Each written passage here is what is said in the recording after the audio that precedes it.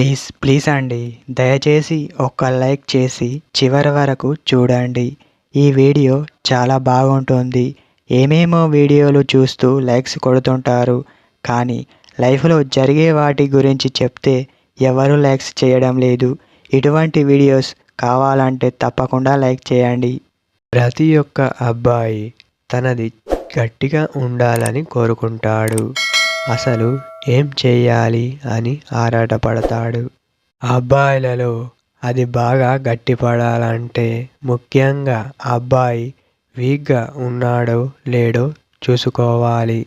తర్వాత బలహీనతలు ఎక్కువగా ఉన్నాయా, మనిషి ఎలా ఉన్నాడు అని చూసుకోవాలి. అప్పుడే నరాలు బలహీనత పరచి ఎటువంటి ప్రాబ్లం అనేది ఉండదు.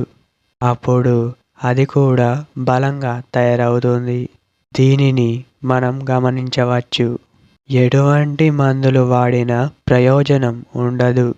ఎందుకంటే అది గట్టి పడవచ్చు, కానీ మనిషి దానివల్ల చాలా వీక్గా తయారవుతాడు.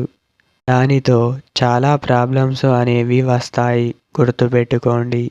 ముందు చేయవలసిన పని మనం బలంగా ఉండాలని మాత్రమే మనం అనుకోవాలి. అప్పుడే నరాలు కూడా బలహీనత పరుస్తాయి. దానితో రక్తం సరఫరా చాలా వరకు ఉంటుంది. మరి మనం బలంగా తయారవడానికి మనం చేయవలసిన పనేంటి అంటే, ముందు రోజు ఉదయం లేవగానే మంచినీరు తాగండి. నీరు అనేది లోపలికి పోయి మనలో ఉండే ఎటువంటి చెడు పదార్థాలను చాలా తొందరగా తొలగిస్తుంది. తర్వాత చూస్తే అరటిపండు అనేది తినండి. అది చాలా బాగా ఉపయోగపడుతుంది.